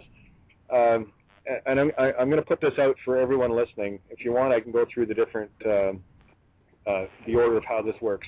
Effectively, back in 1892, there was, I think, Hawthorne versus Fenwick or something. Anyway, I'm not sure. What the ruling was, in short, was that if there was a contemplation of a contract, i.e. an offer, going out through the mail, it was assumed that as soon as it was posted, the contract and offer was complete. Okay, so that was the assumption. Now, 1873, the Railway Act in North America, which applies worldwide. Every law that's made comes through the Bar Society, so it applies worldwide. Don't kid yourself. It is a one-world government already, so get over it. And the 1873 Railway Act stated that all companies are subject to a post office. All right, let's take our little caboose up the track a bit more here. Okay, so if everything that's mailed is already an assumed contract, and that the post, all companies are subject to a post office, corporations, then the easiest way to get rid of that is like this, is you have to nullify the postage. And if you get something from a collection agent, and I won't tell you what happens, but just take my word for it and go out and have a leap of faith. All you do is draw an X. I prefer red. That's my, whatever. It doesn't matter. Use whatever color you want. But draw an X, or use a crayon. Draw an X through the stamp and write void on it and put it back in the mailbox. Because when you do that, you void the contract and the attempt of sending the contract by nullifying the postage, because it's the postage under the Universal Postal Union that makes you liable. Look at the word, liable. All right, so there's a neat little trick for those that are having credit card issues and stuff like that. So if you really want to make a stand, there's one. That's a good one. Stop using your birth date, period. Don't ever give it out again. That's private. It's right on your original birth certificate if you knew how to see it. I won't tell you. You're going to have to figure that out by yourself. You're going to have to connect the dots all by yourself. But it's right there in plain sight. I know, it's on mine. What's the word you put on the cross there on the stamp? Cross the stamp out and write void on the stamp. Beautiful. Done. Okay, so that's your contract over. You happy now? So that's going to save some people probably a couple of $100 million for those that are listening. Do you want a couple more little things? Yeah. You guys want to have some fun here? Okay. Let's have some fun. Let's have some fun. All right. Now, an escape clause is a noun. It's a provision in a contract which allows one of the parties to be relieved from or get out of any obligation if a certain event occurs. So there's your certain event. How's that? Where are we? Oh, by the way, here's a really good one. You know how we've been talking about boxing the signature, Pete? Let's take it to a higher level. Let's make it an underwriter status. Instead of signing on the line, become the underwriter and sign under it. Cool. Watch what happens. That concept. And something else, a little trick that you might not know of, but I'm pulling out the old memory banks here, all right? Never sign on a line. Sign under it. A dotted line, by the way. There's that dotted. Here's a sentence. If you hear it the right way, it might make sense to you. Tear across dotted line. All right, so I'll leave that with you. Now, you got to sound it out, okay? Might not be what you think it is. All right, so a dotted line is a pass-through to private. And by the way, when there's an X on a line, you know how when you go in and sign something at a bank, they always put a little X where they want you to sign? Well, what they're doing there is when they put the X there, that denotes what you sign as non-determined. So they can do whatever the hell they want with it. And that goes far beyond UCC 3-419, accommodating party. And what happened was they ripped away our guest statute. And what happens if you're not a guest anymore? Well, you're now the accommodating party. Because if you're a guest at a party, you're a guest. Who's paying you? No. All right, so there's a few little tidbits of solutions. Those are probably worth a couple of $100 million for people that are listening. Oh, it was Henthorne versus Fraser, by the way. I'll read the actual quote. 1892 British case. where the circumstances are such that it must have been within the contemplation of the parties that, according to the ordinary usages of mankind, the post might be used as a means of communicating the acceptance of an offer. The acceptance is complete as soon as it is posted. So, guys, all you got to do is mail the letter, and it's already a contract. And I guarantee you, if you mail something to somebody that actually knows this, like, you know, to a law office or something like that, guess what they're doing to your stamp? That's what I thought. Hey, speaking of stamps, hey, you know, we're talking about stamps. Brother Michael's been sending his stuff all over the country with his. Okay, here's another thing I think I put two and two together for.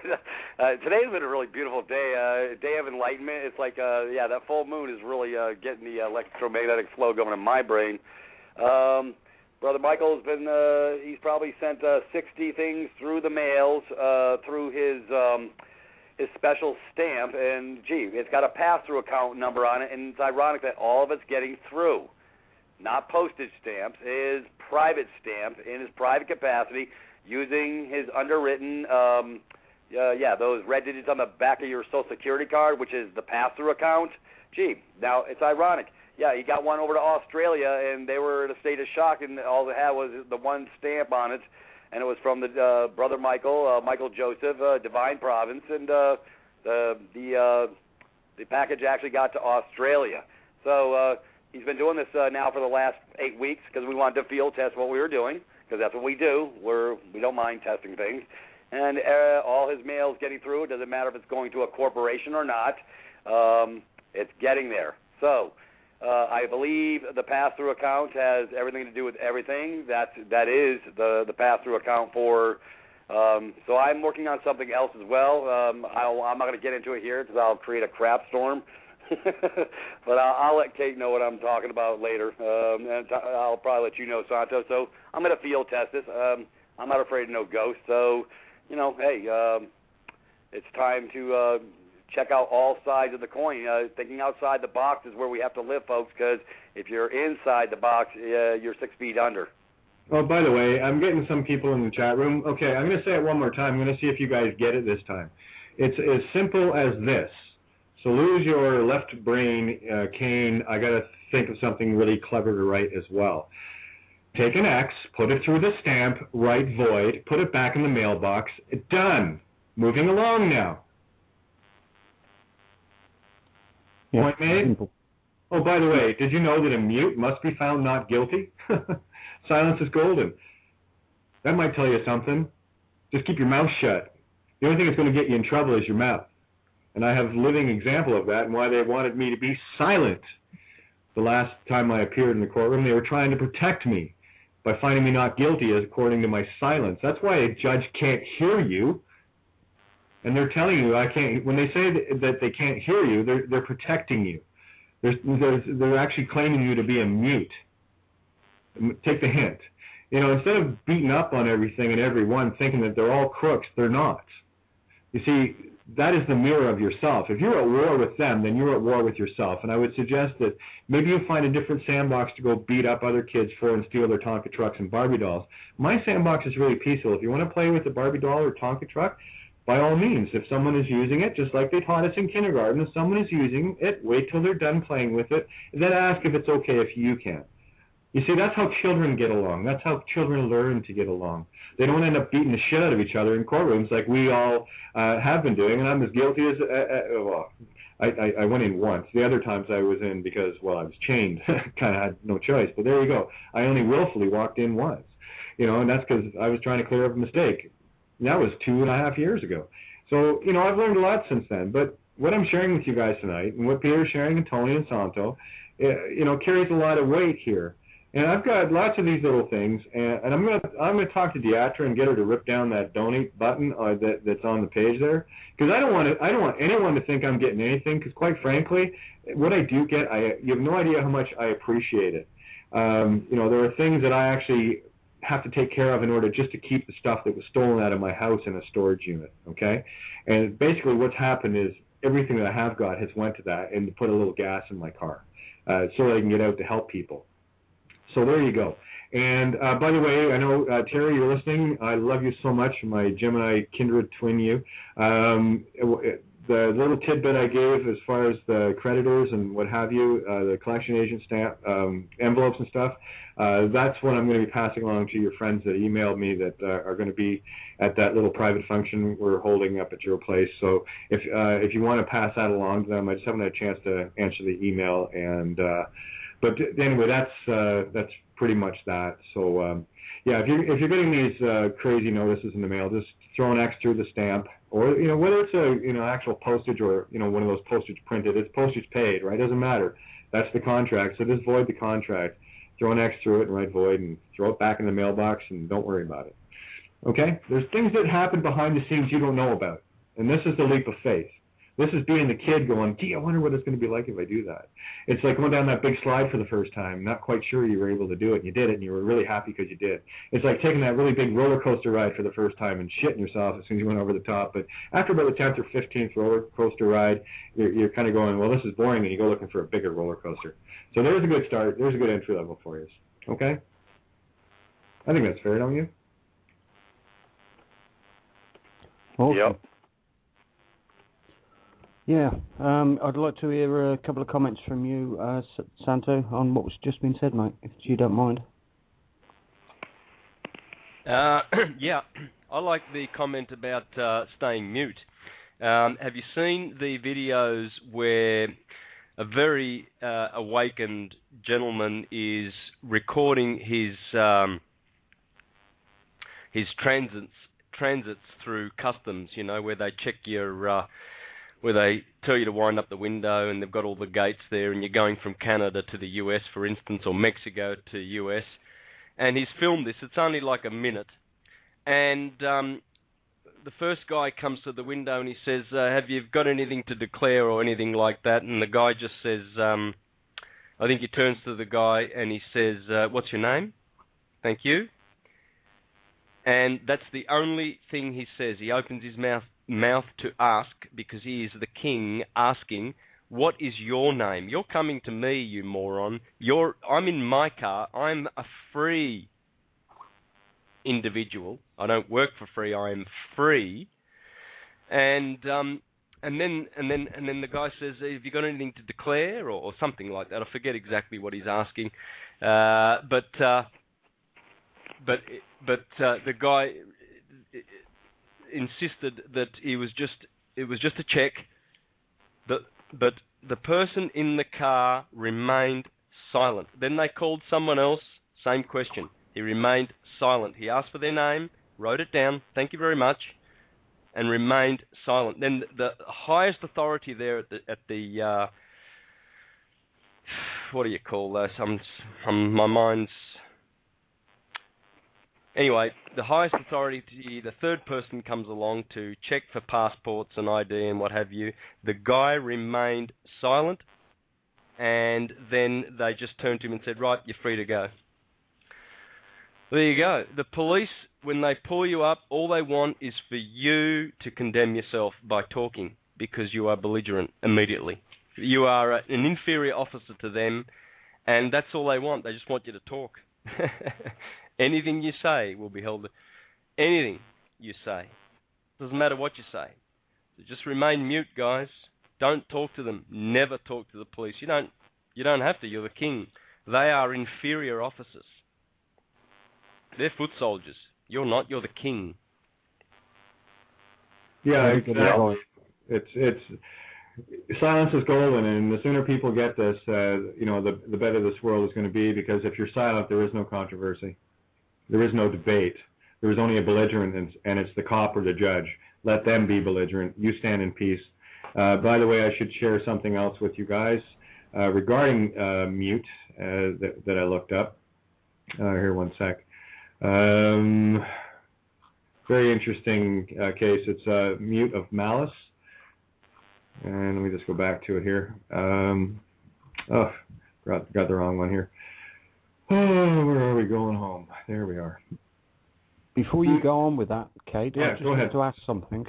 Sure. How would that work with reading and writing, or writing something? Well, again, when you're writing something, you're in a different realm altogether, because, you see, here's one of the things. Most people don't know how to speak English. They think they do. They sound like they do, but they don't understand it, you see. And I'm not being faulting here. What I'm trying to convey is to be absolutely conservative. It is, you know, I have no fear, but I do have concern when people are talking, not realizing what they're saying willy-nilly. This is a powerful spell language, guys. You know, be careful what you wish for. It will come true. That's just how this shit works. I'm sorry. Now, it was in an essay I wrote, I got half of it done that I wanted to, and let me just bring it back up here. We got 16 minutes left here. This will take me a minute at the most here. It's an essay called Cain, Abel, and the Prodigal Son. I read it last night in the webinar that I do every week with Maria Janet. And by the way, if you guys want to get in on those are pristine events. I know Tony's going to be doing them. And I love doing them because it's 2 hours of just getting the truth out and getting into a headspace where there's no interruptions, and we're working off sheets, you know, off paper, like essays or whatever, and it's just beautiful interaction. So here's an example as this comes up. When you're asking about writing, Tony, writing is absolutely powerful, because what you can do with writing is you can form the words with the same sound but with a different intent. It's only when we speak can it be assumed. That's the assumption and presumption. When I say write, what did I say? R-I-T-E, W-R-I-T-E, or R-I-G-H-T, or the family name W-R-I-G-H-T? You see, the assumption is always going to be against you. You know what they say about assuming, right? Mm-hmm. So that's why when you get into, that's why I'm a writer. That's why, and being a musician, I had ears to hear and obviously eyes to see with writing. And this was this wasn't a, you know, hey, I just figured this out. No, this is years, and I'm trying to convey the simplicities of the epiphanies that I found, where people, I share a couple of words like I did earlier, fight, F-I-G-H-T, or P-H-I-T-E, which are, phi, golden ratio, T, note of love. You see what I'm saying? And there's the word say. What did you say? Himself, herself, itself, Latin. So you've got to be very careful. So here, getting back to the mute. A mute of malice is a defendant in a criminal case who willfully chooses not to speak, as opposed to one who does not speak because he is physically or psychologically unable to do so. See aphonia and muteness, respectively. In British jurisprudence, a separate trial is held before the main trial to determine whether defendant is mute of malice or mute due to visitation of God. In the past, if he was found by the jury to be mute of malice, he would be tortured until he spoke or died. Now, I'll tell you what the difference between mute of malice and just being mute due to a visitation of God is. Mute of malice is somebody like Oliver North sitting there pleading the fifth because he knows he's as guilty as the day is long. That is mute of malice, all right? What a visitation of God is standing peaceably knowing that you are innocent, and that is the visitation of God. That is you in your purest God state, and they see it. Don't kid yourself. They see it. And you got to stop assuming what you think you know, because what you think you know is exactly what I thought I knew, and it was absolute nothing. So it's time that we just be good observers and pay attention. Stop fighting with the other kids and start sharing our toys. And if people don't want to share, that's fine. I'm going to talk to Deatra tonight, and I want that fucking chip-in button taken off, because I don't want anyone thinking that I have a vested interest in this. Because here's the thing with me: if I go down in flames, I'm happy about it because I got my karma, baby. No one's going to buy me. If people want to help out, great, not a problem. But I don't ever want to be branded. Okay, and I'm sorry if asking for something is branding. I don't want anything to do with it, and that's all there is to it. And you know what? Here's the thing to it. I'll be on the air as long as I can. I will give you that. I will give you my word that I will always be here as long as I can. And if I'm not on the air, well, then I did the best I could, and I'm okay with me. I can look in my mirror and say, I made a difference, and I took it right to the very end until that torch hit the water. But I'll tell you, I'll fight with geometric love, baby. The golden ratio of love to keep that torch from hitting the ground. And I've been close to it many times. Tonight's another one of them, because I'm seeing it as being pointless when we get into these fucking debates about, what something is worth and what it is, and it's worth what you think it's worth. Fair enough. If you want to go and get a $5 or $10 an hour job, that's what you think you're worth. That's fine. Then go for it. And if you don't have enough, that's great too. That's what you're worth. Just like me. That's what I'm worth. So I will be known by my actions and by my deeds. And that's all there is to it. If you can handle that, great. And if not, well, I'll be here as long as I can. I promise you that. Beyond that, I don't really give a shit anymore. I'm tired of fighting with the kids. I'm going to go off my own little sandbox and find nice kids and hang out with them, because they do better crayon colorings and they know how to create. And that's where I'd rather be, because the rest of this is just shite. It really is. I'm here to go to peace. That's all. If you guys can go to peace, great. If you can't, well, go find another sandbox. This one is peaceful, and it's taken. And only the peacefuls are welcome here. And if that's judgment, fine.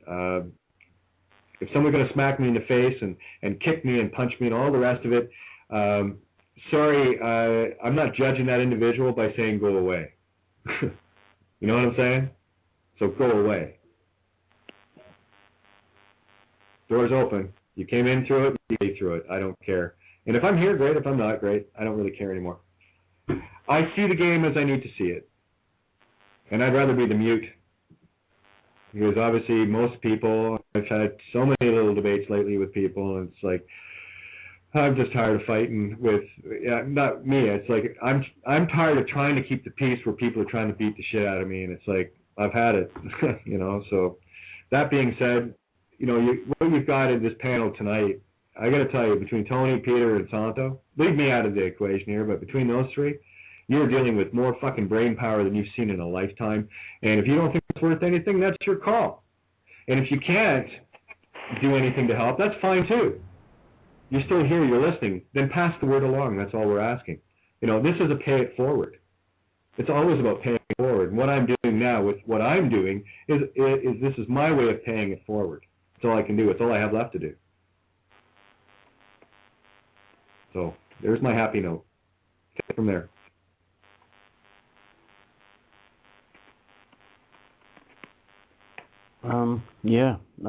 Respect, Kate. Thank you. Santos? I just want to, I did say I was going to find that scripture. It's a very important scripture, folks. 2 Corinthians 3:6, about the written word and how it puts to death. Here's the New International Version. He has made us competent as ministers of a new covenant, not of the letter, but of the Spirit. For the letter kills, but the Spirit gives life. Remember, these guys are into letters.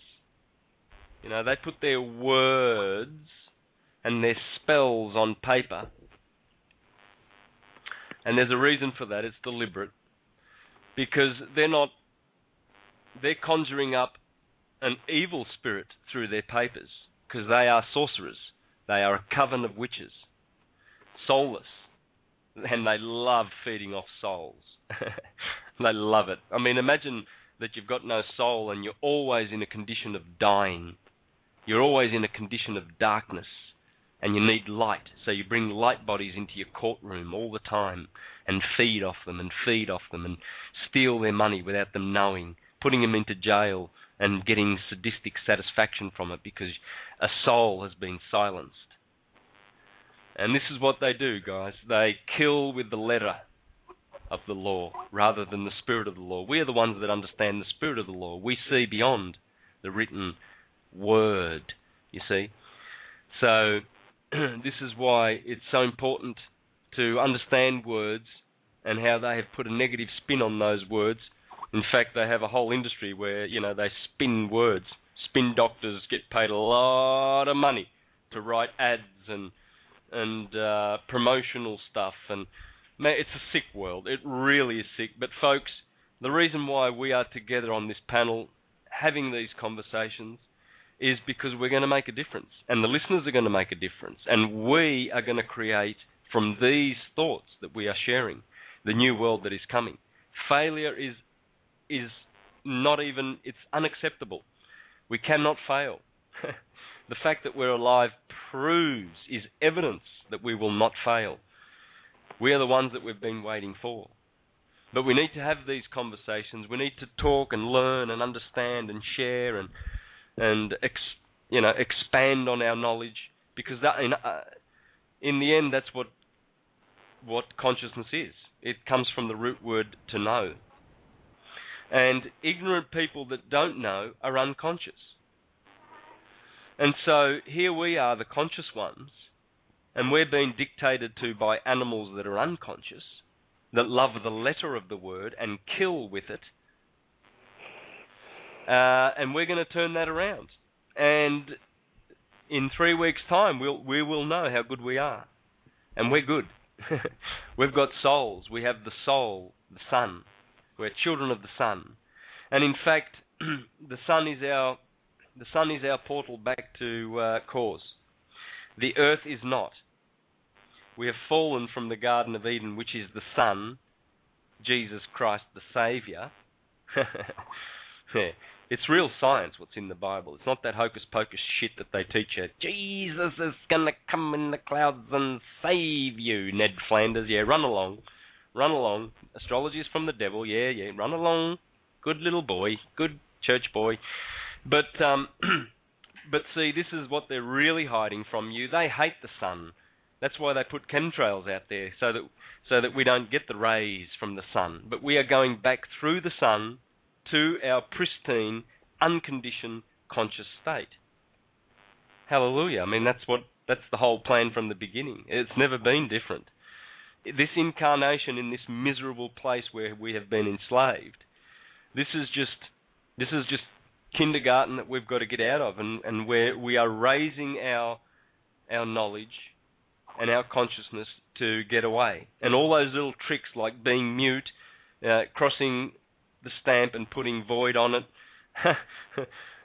This is how we silence the letter of the word which kills. They're killing us by means of these processes, and we aren't aware. Let's get aware. Let's get conscious and turn the tables on them, folks. It's coming. Yep. Well, listen, guys, we got 4 minutes here. I know that you and Santo, you and Peter are going on American Freedom Radio right after this. You can get there at www.americanfreedomradio.com, and I'll definitely be tuning in for that to hear you guys go. And I believe Boris is joining you guys as well. Yes. Yep. Yep. Yeah, I was Skyping him earlier. Awesome. Is this a 9 to 11? Okay, I'm confused. Yeah. Are we doing 10 to 12, 9 to 11, AFR, Blog Talk Radio? 9 to 11 Central. All right. It's in an hour. In 1 hour. Oh, okay. Actually, no. It's in less than 5 minutes. You guys are up right after this. So what I was going to suggest, if you guys want to book now and get signed up with AFR, it's 5 minutes to 9 Eastern Standard right now. Yeah. Can you get some website details, guys? Huh? Yeah, tune in to Peter Santos and Boris on AmericanFreedomRadio.com. That's AmericanFreedomRadio.com, coming up in 3 minutes. And I just want to say thank you to the three of you guys for always being there. And I got to tell you, this I can't even call it. It's starting to feel like a job, because it gets harder and harder every day. It's like you just do what you can, and still it never seems to be enough. But we keep going anyway. But I do appreciate you, Tony and Peter and Santo.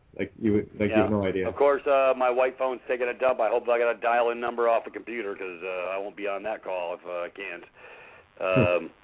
I'm confused now, because I thought you said it was going to be Blog Talk 9 to 11. Now it's AFR, so now I'm really confused. Okay. That's what happens when you get up at 5 in the morning every morning. All right, I'll just troll over to AFR and I'll figure it out, I guess. It's AmericanFreedomRadio.com. Hey, Kate, I'm not sure about that. I reckon it's in an hour's time. Oh, is it? Okay. 10. So are we doing 10? Yeah, I thought it was 10 to noon. This is what I'm saying. I thought, Okay, 10 to midnight. So it's 10 Eastern Standard. Well, it's 9 Central. Right. Okay, that's right. Yeah. Okay, right. So yes. 10 to midnight, so an hour from now, Santo, Peter, and Boris will be on AmericanFreedomRadio.com. And I wanted to say thank you. Hey, Tony, you're going to close this one out. I just want to say thanks. Always a pleasure to join Helms with you. For those that don't know, this strange low voice from a female entity, I am Kate of Gaia. Oh, what a lovely life. Anyway, Tony, finish her up, bud. We got a minute and a half here. Yeah, obviously we've got various websites that we wanted to get across tonight. We've got Santos Bonacci at universaltruthschool.com, Peters at Privitas, me, I think that's .com, and also Kate at www.loveovermind.wordpress.com. And also Cosmic Blueprints book, which is where this actual show originated from, is at awakeconsciousawareness.com, where that information can be downloaded. But I'd like to thank all of the guests for joining us tonight. It's been a hell of a show, as usual, and hopefully we'll be able to catch you next week and see if we can get some more interesting guests there for you. But thank you, Kate. Thank you, Santos. And thank you all for listening to Cosmic Blueprints on Freedom Reigns. Thank you, Dietra. And thank you to the network. Yeah, absolutely. And thanks for the cool posters, Rory. We love your posters, man. You rock. And last 15 seconds here. I'll probably be doing a show tomorrow outside the box. Over the Rainbow, same time, 7 to 9 Eastern Standard, here on Freedom Reigns, Blog Talk Radio. Love you all. Good night.